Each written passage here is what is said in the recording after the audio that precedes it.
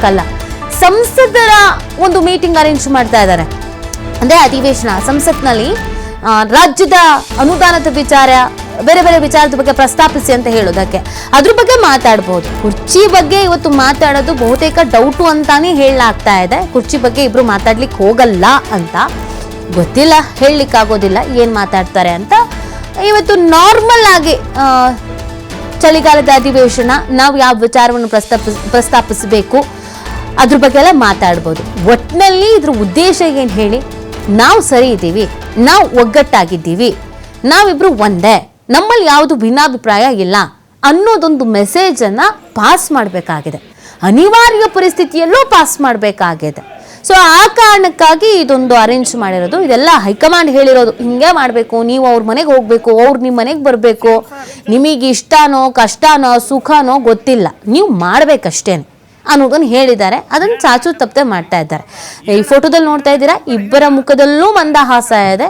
ಆತ್ಮೀಯವಾಗಿ ಸ್ವಾಗತವನ್ನ ಮಾಡ್ಕೊಳ್ತಾ ಇದ್ದಾರೆ ಡಿ.ಕೆ.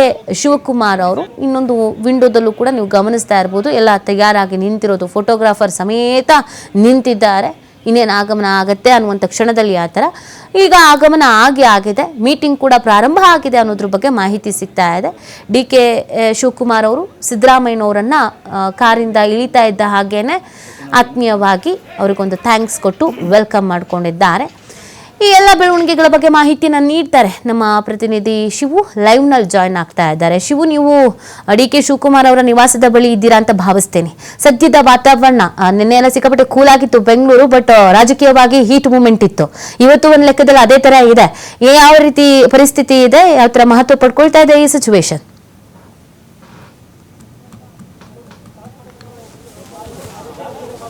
ನೀತಿ, ಇವತ್ತು ಮುಖ್ಯಮಂತ್ರಿಗಳನ್ನ ತಮ್ಮ ನಿವಾಸಕ್ಕೆ ಬ್ರೇಕ್ಫಾಸ್ಟ್ಗೆ ಡಿ.ಕೆ. ಶಿವಕುಮಾರ್ ಅವರು ಆಹ್ವಾನಿಸಿದ್ರು. ಯಾಕಂದ್ರೆ ಮೊನ್ನೆ ಅಷ್ಟೇ ಮುಖ್ಯಮಂತ್ರಿಗಳು ಕೂಡ ಡಿ.ಕೆ. ಶಿವಕುಮಾರ್ ಅವರನ್ನ ಅವರ ನಿವಾಸಕ್ಕೆ ಆಹ್ವಾನಿಸಿದ್ರು. ಅಲ್ಲಿ ಡಿ.ಕೆ. ಶಿವಕುಮಾರ್ ಅವರ ಜೊತೆ ಬ್ರೇಕ್ಫಾಸ್ಟ್ ಅನ್ನ ಮಾಡುವ ಮೂಲಕ ಕೆಲವು ವಿಷಯಗಳ ಬಗ್ಗೆ ಚರ್ಚೆಯನ್ನ ಮಾಡಿದ್ರು. ಸೀಟ್ ಶೇರಿಂಗ್ ಬಗ್ಗೆ ಕೂಡ ಅಲ್ಲಿ ಚರ್ಚೆಯನ್ನ ಮಾಡಲಾಗಿತ್ತು. ಅಂತಿಮವಾಗಿ ಹೈಕಮಾಂಡ್ ನಿರ್ಧಾರವನ್ನ ತೆಗೆದುಕೊಳ್ಳಿ ಅನ್ನುವಂತ ನಿರ್ಧಾರಕ್ಕೆ ಇಬ್ಬರು ಕೂಡ ಬಂದಿದ್ರು. ಅಂದ್ರೆ ಹೈಕಮಾಂಡ್ ಯಾವ ನಿರ್ಧಾರವನ್ನ ತೆಗೆದುಕೊಳ್ಳುತ್ತೆ ಅದಕ್ಕೆ ಇಬ್ಬರು ಕೂಡ ನಾವು ಭದ್ರಾಗಿರೋಣ ಅನ್ನುವಂತ ಒಂದು ಒಮ್ಮತಕ್ಕೆ ಬಂದಿದ್ರು. ತದನಂತರ ಡಿ.ಕೆ. ಶಿವಕುಮಾರ್ ಅವರು ಕೂಡ ಅವತ್ತು ನೀವು ಮಂಗಳವಾರ ನಮ್ಮ ನಿವಾಸಕ್ಕೆ ಬರಬೇಕು, ನಾವು ಟಿಫನ್ಗೆ ಅನ್ನುವಂತ ಆಹ್ವಾನವನ್ನ ಅವತ್ತೇ ಸಿದ್ದರಾಮಯ್ಯನವರಿಗೆ ಕೊಟ್ಟಿದ್ರು. ಆದ್ರೆ ನಿನ್ನೆ ಅಧಿಕೃತವಾಗಿ ನೀವು ಬರಬೇಕು ಅಂತೇಳಿ ಅವರನ್ನ ಕರೆದಿದ್ರು. ಆ ಕಾರಣಕ್ಕೆ ಈಗ ಸಿದ್ದರಾಮಯ್ಯ ಅವರು ಕೂಡ ಸದಾಶಿವನಗರದ ನಿವಾಸದಲ್ಲಿರುವಂತಹ ಡಿ.ಕೆ. ಶಿವಕುಮಾರ್ ಅವರ ನಿವಾಸಕ್ಕೆ ಬಂದಿದ್ದಾರೆ. ಈಗ ಟಿಫನ್ ಅನ್ನ ಮಾಡ್ತಾ ಇದ್ದಾರೆ. ಅದರ ಜೊತೆಗೆ ಬೇರೆ ಬೇರೆ ವಿಚಾರಗಳ ಬಗ್ಗೆ ಕೂಡ ಈಗ ಚರ್ಚೆಗಳಾಗ್ತಾ ಇದೆ. ಸಿದ್ದರಾಮಯ್ಯನವರು ನಿವಾಸಕ್ಕೆ ಆಗಮಿಸ್ತಿದ್ದ ಹಾಗೆ ಡಿ.ಕೆ. ಶಿವಕುಮಾರ್ ಅವರು ಸ್ವತಃ ಬೊಕೆಯನ್ನ ಕೊಟ್ಟು ಅವರನ್ನ ಸ್ವಾಗತ ಮಾಡಿದ್ರು. ಮಾಜಿ ಸಂಸದರಾಗಿರುವಂತಹ ಡಿ.ಕೆ. ಸುರೇಶ್ ಅವರು ಕೂಡ ಅವರನ್ನ ಸ್ವಾಗತ ಮಾಡಿದ್ರು. ಕುಣಿಗಲ್ ಶಾಸಕರಾಗಿರುವಂತಹ ರಂಗನಾಥ್ ಅವರು ಕಾಲಿಗೆ ನಮಸ್ಕರಿಸಿದ್ರು.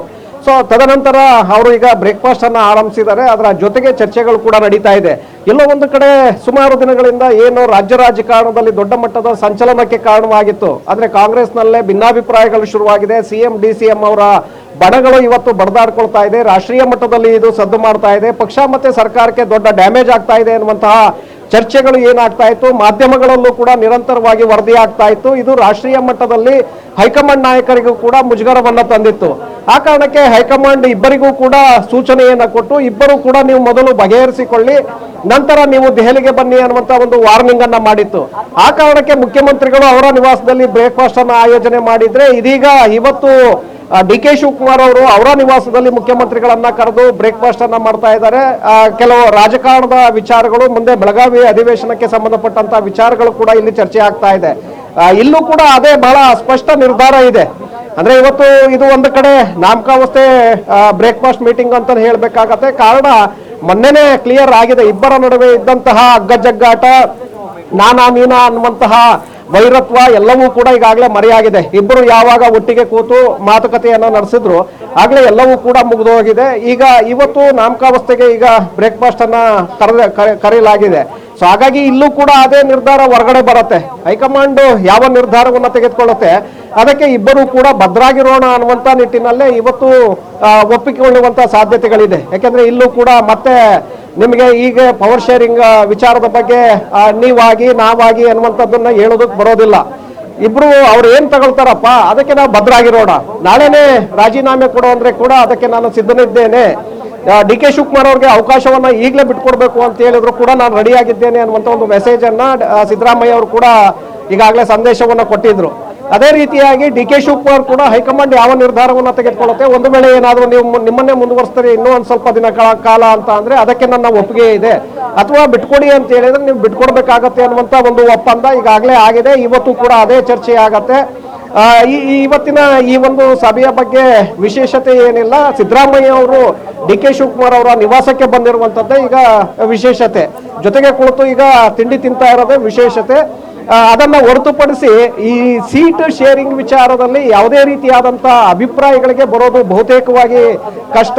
ಎಲ್ಲವೂ ಕೂಡ ಮತ್ತೆ ಹೈಕಮಾಂಡ್ಗೆ ಬಿಟ್ಟು ಹೈಕಮಾಂಡ್ ಯಾವ ನಿರ್ಧಾರವನ್ನು ತೆಗೆದುಕೊಳ್ಳುತ್ತೆ ಅದಕ್ಕೆ ಇಬ್ರು ಕೂಡ ಬದ್ಧರಾಗಿರ್ತಾರೆ. ಸೊ ಹಾಗಾಗಿ ಇನ್ನು ಸ್ವಲ್ಪ ದಿನಗಳ ಕಾಲ ಇದು ಹೀಗೆ ಮುಂದುವರಿಯಬಹುದು. ಆದ್ರೆ ಒಂದು ಹಂತದಲ್ಲಿ ಬೆಳಗಾವಿ ಚಳಿಗಾಲದ ಅಧಿವೇಶನ ಪ್ರಾರಂಭ ಆಗ್ತಾ ಇರೋದ್ರಿಂದ ಸಹಜವಾಗಿ ಏನು ಕಾಂಗ್ರೆಸ್ನಲ್ಲಿ ಭಿನ್ನಾಭಿಪ್ರಾಯಗಳಿತ್ತು ಅದೆಲ್ಲವೂ ಕೂಡ ಈಗ ಒಳಗಡೆ ಇರಬಹುದು. ಅದು ಮನಸ್ಸಿನ ಒಳಗಡೆ ಅಸಮಾಧಾನ ಭಿನ್ನಾಭಿಪ್ರಾಯಗಳು ಎಲ್ಲ ಹಾಗೆ ಮುಂದುವರಿಯುತ್ತೆ. ಆದ್ರೆ ಮೇಲ್ನೋಟಕ್ಕೆ ನಾವಿಬ್ಬರೂ ಕೂಡ ಒಟ್ಟಾಗಿದ್ದೇವೆ, ಇಬ್ಬರೂ ಕೂಡ ಸದನದಲ್ಲಿ ಭಾಗವಹಿಸ್ತೇವೆ, ಇಬ್ಬರೂ ಕೂಡ ಪ್ರತಿಪಕ್ಷಗಳನ್ನ ಸದನದಲ್ಲಿ ಎದುರಿಸ್ತೇವೆ ಅನ್ನುವಂತ ಒಂದು ಸ್ಪಷ್ಟವಾದಂತ ಮೆಸೇಜ್ ಅನ್ನ ಈ ಮೂಲಕ ಡಿ ಕೆ ಶಿವಕುಮಾರ್ ಹಾಗೆ ಸಿದ್ದರಾಮಯ್ಯ ಇಬ್ರು ಕೂಡ ಮಾಡ್ತಾ ಇದ್ದಾರೆ. ಹಾಗಾಗಿ ಪ್ರತಿಪಕ್ಷಗಳಿಗೆ ಈಗ ಒಂದು ರೀತಿ ಆತಂಕ, ಯಾಕೆಂದ್ರೆ ಇಲ್ಲಿಯವರೆಗೆ ಈ ಭಿನ್ನಾಭಿಪ್ರಾಯಗಳಿತ್ತು, ಇದನ್ನೇ ಮುಂದಿಟ್ಕೊಂಡು ಸದನದಲ್ಲೂ ಕೂಡ ದೊಡ್ಡ ಮಟ್ಟದ ಚರ್ಚೆಯನ್ನ ಮಾಡಬೇಕು, ಅವರ ಕಾಲನ್ನ ಎಳಿಬೇಕು, ಕಾಂಗ್ರೆಸ್ ಪಕ್ಷಕ್ಕೆ ಸಾಕಷ್ಟು ಮುಜುಗರವನ್ನ ತರಬೇಕು ಅನ್ನುವಂತ ನಿಟ್ಟಿನಲ್ಲಿ ಪ್ರತಿಪಕ್ಷಗಳು ಕೂಡ ಸಿದ್ಧತೆಯನ್ನ ಮಾಡ್ಕೊಂಡಿದ್ವು. ಆದ್ರೆ ಅದಕ್ಕೆ ಎಲ್ಲೋ ಒಂದು ಕಡೆ ಇವರು ಬ್ರೇಕ್ ಅನ್ನ ಹಾಕದಂತೆ ಕಾಣಿಸ್ತಾ ಇದೆ. ಬೇರೆ ಬೇರೆ ವಿಚಾರಗಳ ಬಗ್ಗೆ ಸಮಸ್ಯೆಗಳ ಬಗ್ಗೆ ನೀವು ಬೇಕಾದ್ರೆ ಅಲ್ಲಿ ಪ್ರಸ್ತಾಪವನ್ನ ಮಾಡಿ ಆರೋಪಗಳನ್ನ ಮಾಡಿ, ಆದ್ರೆ ನಮ್ಮಿಬ್ಬರ ವಿಚಾರವನ್ನ ನೀವು ಮುಂದಿಟ್ಕೊಂಡು ಯಾವುದೇ ರೀತಿಯಾದಂತ ಕಾಲೆಳೆಯುವ ಪ್ರಯತ್ನ, ನಮ್ಮನ್ನ ತೇಜೋವಧೆ ಮಾಡುವುದಕ್ಕೆ ನಾವು ಬಿಡೋದಿಲ್ಲ, ನಾವಿಬ್ರು ಕೂಡ ಈಗ ಒಟ್ಟಾಗಿದ್ದೇವೆ ಅನ್ನುವಂತ ಒಂದು ಮೆಸೇಜ್ ಅನ್ನ ಇವತ್ತಿನ ಈ ಬ್ರೇಕ್ಫಾಸ್ಟ್ ಮೀಟಿಂಗ್ ಮೂಲಕ ಪ್ರತಿಪಕ್ಷಗಳಿಗೂ ಕೂಡ ರವಾನೆ ಮಾಡ್ತಾ ಇದ್ದಾರೆ. ಹಾಗೆ ಒಂದು ಕಡೆ ಇದು ಬಹಳ ಇಬ್ಬರು ನಾಯಕರು ಈ ರೀತಿಯಾಗಿ ಸೇರ್ತಾ ಇರುವಂತದ್ದು ಪರಸ್ಪರ ಅವರಲ್ಲಿರುವಂತಹ ಸಮಸ್ಯೆಗಳನ್ನ ಬಗೆಹರಿಸಿಕೊಳ್ಳೋದಕ್ಕೂ ಕೂಡ ಕಾರಣ ಆಗತ್ತೆ, ಜೊತೆಗೆ ಸಹಕಾರ ಕೂಡ ಹಾಗೆ ಮುಂದುವರಿಯುತ್ತೆ. ಯಾಕೆಂದ್ರೆ ಈಗ ಡಿ ಕೆ ಶಿವಕುಮಾರ್ ಅವ್ರಿಗೆ ಅವಕಾಶವನ್ನ ಮಾಡ್ಕೊಡಿ ಅಂತೇಳಿ ಹೈಕಮಾಂಡ್ ಏನಾದರೂ ಒಂದು ವೇಳೆ ಹೇಳಿದ್ರೆ ಆಗ ಸಿದ್ದರಾಮಯ್ಯನವರು ಕೂಡ ಆಗ ಒಪ್ಕೊಳ್ಬೇಕಾಗತ್ತೆ, ಜೊತೆಗೆ ಸಂಪೂರ್ಣವಾದಂತಹ ಸಹಕಾರವನ್ನ ಕೊಡಬೇಕಾಗತ್ತೆ. ಅದೇ ಹಿಂದೆ ಇದ್ದಂತಹ ತಿಕ್ಕಾಟಗಳಿದ್ರೆ ನಾನಾ ನೀನಾ ಅನ್ನುವಂತಹ ತಿಕ್ಕಾಟಗಳಿದ್ರೆ ಒಂದು ವೇಳೆ ಹೈಕಮಾಂಡ್ ಯಾರಿಗೆ ಅವಕಾಶವನ್ನ ಮಾಡಿಕೊಟ್ಟಿದ್ರು ಕೂಡ ಆಗ ಮತ್ತೊಬ್ಬರು ತಿರುಗಿ ಬೀಳ್ತಾ ಇದ್ರು, ಅದು ಪಕ್ಷ ಮತ್ತೆ ಸರ್ಕಾರ ಎರಡಕ್ಕೂ ಕೂಡ ಡ್ಯಾಮೇಜ್ ಆಗ್ತಾ ಇತ್ತು. ಆ ಕಾರಣದಿಂದ ನೋಡೋದಾದ್ರೆ ಇದು ಉತ್ತಮವಾದಂತಹ ಬೆಳವಣಿಗೆ ಅಂತ ಹೇಳ್ಬೋದು. ಹಾಗಾಗಿ ಇಬ್ಬರು ನಾಯಕರು ಈಗ ನಾವು ಒಟ್ಟಾಗಿದ್ದೇವೆ, ಹೈಕಮಾಂಡ್ ಯಾವ ನಿರ್ಧಾರವನ್ನು ತೆಗೆದುಕೊಳ್ಳುತ್ತೆ ಅದಕ್ಕೆ ನಾವು ಭದ್ರಾಗಿದ್ದೇವೆ ಅನ್ನುವಂಥ ಒಂದು ಸ್ಪಷ್ಟವಾದಂತಹ ಸಂದೇಶವನ್ನ ಇವತ್ತು ಪ್ರತಿಪಕ್ಷಗಳಿಗೂ ಕೂಡ ರವಾನೆ ಮಾಡಿದ್ದಾರೆ, ರಾಜ್ಯದ ಜನರಿಗೂ ಕೂಡ ಮಾಡಿದ್ದಾರೆ, ಹಾಗೆ ಹೈಕಮಾಂಡ್ಗೂ ಕೂಡ ಈ ಒಂದು ಸಂದೇಶವನ್ನ ರವಾನೆ ಮಾಡಿದ್ದಾರೆ. ನೀತಿ ಶಿವು, ಇನ್ನೊಂದು ಪ್ರಶ್ನೆ, ಇದು ಹೈಕಮಾಂಡ್ ಹೇಳಿದಂತೆಗೆ ನೀವು ಏನೇ ನಿಮ್ಮಲ್ಲಿ ಭಿನ್ನಾಭಿಪ್ರಾಯಗಳಿದ್ರು ಮೇಲ್ನೋಟಕ್ಕಾದ್ರೂ ನೀವು ಒಟ್ಟಿಗೆ ಇರಬೇಕು, ಒಟ್ಟಿಗೆ ಊಟ ಮಾಡಬೇಕು, ತಿಂಡಿ ತಿನ್ಬೇಕು, ಪ್ರೆಸ್ ಮೀಟ್ ಮಾಡಬೇಕು ಅಂತ ಹೇಳಿದ್ದಾರೆ. ಅಂದ್ರೆ ಸದ್ಯಕ್ಕೆ ಸಿಕ್ಕಾಪಟ್ಟೆ ಸಮಸ್ಯೆಗಳಾಗ್ತಾ ಇತ್ತು, ಪೀಕ್ ಲೆವೆಲ್ಗೆ ಹೋಗಿದೆ ಅಂದಾಗ ಒಂದು ತಾತ್ಕಾಲಿಕ ಬ್ರೇಕ್ ಹಾಕೋ ಕೆಲಸವನ್ನು ಹೈಕಮಾಂಡ್ ಮಾಡಿದ್ದಾರೆ, ಫೈನ್. ಬಟ್ ಇಲ್ಲಿ ಡಿಸಿಎಂ ಆಗಿರ್ಬೋದು, ಸಿಎಂ ಆಗಿರ್ಬೋದು, ನೇರ ಮಾತಾಡಿಕೊಳ್ಳೋದಕ್ಕಿಂತ ಹೆಚ್ಚಾಗಿ ಗೊಂದಲ ಸೃಷ್ಟಿಯಾಗಿದ್ದು ಇವ್ರುಗಳ ಆಪ್ತರು ಮಾತಾಡಿದ್ರಿಂದ. ಡಿಸಿಎಂ ಇನ್ನೂ 4 ಹುದ್ದೆ ಆಗ್ಬೇಕು ಅಂತ, ಕೆಪಿಸಿಸಿ ಅಧ್ಯಕ್ಷರ ಬದಲಾವಣೆ ಆಗ್ಬೇಕು ಅಂತ, ಸಿಎಂ ಇವರೇ ಮುಂದುವರಿತಾರೆ ಅಂತ, ಇನ್ನೊಂದ್ ಕಡೆಯಲ್ಲಿ ಡಿ ಕೆ ಶಿವಕುಮಾರ್ ಅವರು ಸಿಎಂ ಆಗ್ಬೇಕು ಅಂತ, ಇವ್ರ ಆಪ್ತ ಬಣದವರು ಮಾತಾಡೇ ಸಿಕ್ಕಾಪಟ್ಟೆ ಸಮಸ್ಯೆ ಆಗಿದ್ದಂತೂ ಹೌದು. ಮೇಲ್ನೋಟಕ್ಕೆ ಇಬ್ರು ನಾಯಕರು ಹೊಂದಾಣಿಕೆ ಆದ್ರೂ ಈ ಆಪ್ತರ ಜೊತೆಗೂ ಮೀಟಿಂಗ್ ಮಾಡೋದು ಅಥವಾ ಅವ್ರ ಜೊತೆಗೂ ಕೂತು ಬಗೆಹರಿಸುವಂತದ್ದು ಕೂಡ ಅನಿವಾರ್ಯ ಇದ್ದಂಗೆ ಕಾಣಿಸ್ತಾ ಇದೆ. ಡಿಸಿಎಂ ಮತ್ತು ಸಿಎಂ ಈಗ ಒಂದಾದ್ರೂ ಆಪ್ತರು ಸುಮ್ಮನೆ ಇರ್ತಾರ ಅನ್ನೋದೊಂದು ಪ್ರಶ್ನೆ ಇದೆ ಬಹುದಿನಗಳ ಕಾಲದವರೆಗೆ. ಹಾಗಾಗಿ ಅವ್ರಿಗೂ ಒಂದು ಮೀಟಿಂಗ್ ಅರೇಂಜ್ ಮಾಡುವಂತದ್ದು, ಅವ್ರ ಜೊತೆಗೂ ಮಾತುಕತೆ ನಡೆಸುವಂತದ್ದು, ಈ ತರದ್ದೇನಾದ್ರು ಹೈಕಮಾಂಡ್ ಪ್ಲಾನ್ ಮಾಡ್ಕೊಂಡಿದ್ಯಾ ಅಥವಾ ಅವರಿಗೆ ಒತ್ತೇ ಕೊಡೋದು ಬೇಡ, ಅವ್ರನ್ನ ಸೈಡ್ ಲೈನ್ ಮಾಡ್ಬಿಡೋಣ ಅನ್ನುವಂತ ಪ್ಲಾನ್ ಅಲ್ಲಿ ಇದ್ದಾರೆ? ಏನ್ ನೆಕ್ಸ್ಟ್ ಪ್ಲಾನ್ ಏನೇನಿದೆ ಅಂತ ಶಿಫು?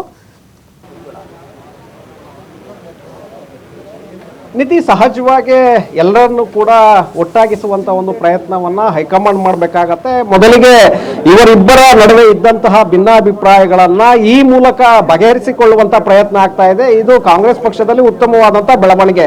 ಸೊ ಈ ಇಬ್ಬರು ನಾಯಕರು ತಮ್ಮ ತಮ್ಮ ಆಪ್ತ ಬಳಗದಲ್ಲಿ ಇರುವಂತವರನ್ನ ಕರೆದು ಅವರ ಜೊತೆ ಸಭೆಗಳ ಮಾಡುವ ಮೂಲಕ ಅವ್ರಿಗೂ ಕೂಡ ಒಂದು ಸಂದೇಶವನ್ನ ಕೊಡಬೇಕಾಗತ್ತೆ. ಹೈಕಮಾಂಡ್ ನೋಡಪ್ಪ ಯಾವ ಸಂದೇಶವನ್ನ ಕೊಡುತ್ತೆ, ಒಂದು ವೇಳೆ ನನಗೆ ಮುಂದುವರಿಸಿದ್ರೆ ಡಿ ಕೆ ಶಿವಕುಮಾರ್ ನನಗೆ ಸಹಕಾರವನ್ನು ಕೊಡ್ತಾರೆ, ಅಥವಾ ಡಿ ಕೆ ಶಿವಕುಮಾರ್ ಅವ್ರಿಗೆ ಈಗಲೇ ಅವಕಾಶ ನೀವು ಸೀಟ್ ಬಿಟ್ಕೊಡ್ಬೇಕು ಅಂದ್ರೆ ನಾನು ಕೂಡ ಅದಕ್ಕೆ ರೆಡಿ ಆಗಿರ್ತೇನೆ, ನೀವೆಲ್ಲರೂ ಕೂಡ ಒಟ್ಟಾಗಿರ್ಬೇಕು, ಯಾಕೆಂದ್ರೆ ಪಕ್ಷ ಇದ್ರೆ ನಾವೆಲ್ಲರೂ ಕೂಡ ಇರ್ತೇವೆ. ಹಾಗಾಗಿ ಮುಂದಿನ ದಿನಗಳಲ್ಲಿ ನಿಮಗೂ ಕೂಡ ಒಳ್ಳೆಯ ಅವಕಾಶಗಳು ಬರಬಹುದು ಅನ್ನುವಂತ ಭರವಸೆಯನ್ನ ಆ ಶಾಸಕರಿಗೆ ಕೊಡಬೇಕಾಗತ್ತೆ, ಅವರ ನಾಯಕರಿಗೆ ಕೊಡಬೇಕಾಗತ್ತೆ. ಆ ಮೂಲಕ ಆ ಭಿನ್ನಾಭಿಪ್ರಾಯಗಳನ್ನ ಶಮನ ಮಾಡುವಂತ ಪ್ರಯತ್ನ ಮಾಡಬೇಕಾಗತ್ತೆ.